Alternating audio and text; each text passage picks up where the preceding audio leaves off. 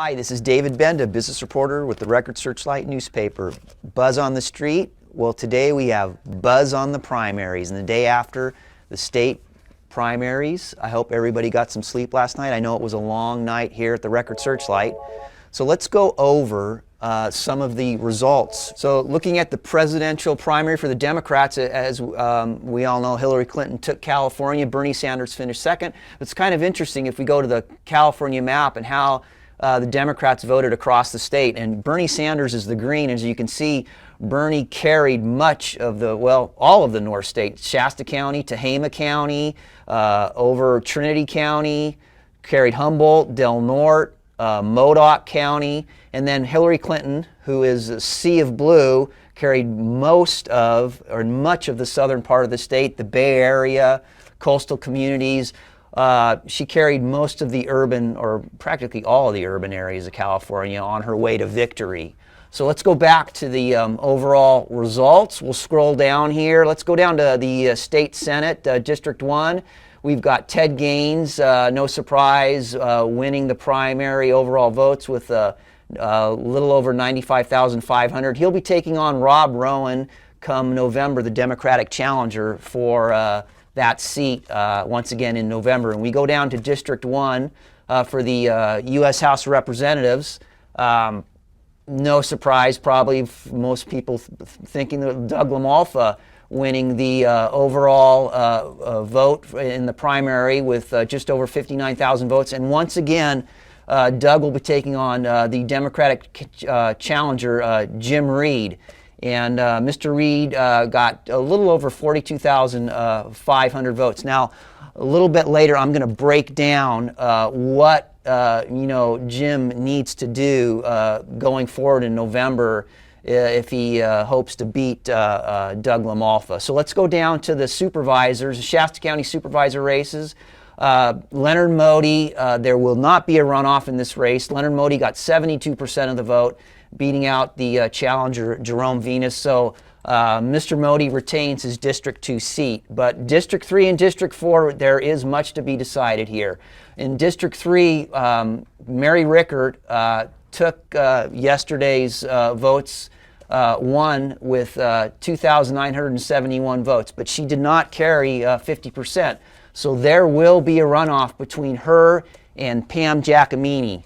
And Pam got 2,471 votes. Now, that runoff will come November, and going forward, it'll be interesting. Where will those voters who voted for Janet Chandler, where are they going to vote come November? Are they going to vote for Mary Rickert, or are they going to vote for Pam Giacomini? And that'll decide that District 3 supervisor seat in November. Can we go back to the overall results map?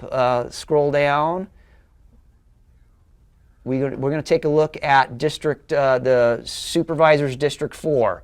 And once again, that is headed for a runoff, but just who Bill Chappelle, who is the incumbent, who he is going to face has not been decided.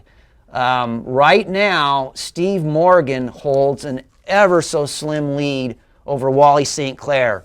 Only 40 votes separate them right now. And there are still mail-in and provisional votes to be counted. Now, we don't know right now how many mail-in votes are out there. And we also don't know how long it's going to take them to count those remaining votes. We might have more answers early this afternoon. Now, this could come to a recount, and depending on who wants to do a recount, either Wally St. Clair or Steve Morgan, they will have to pay for that if they decide to go that route. So once again, it'll be Bill Chappelle in November defending his seat against either Wally St. Clair or Steve Morgan. We do not know yet.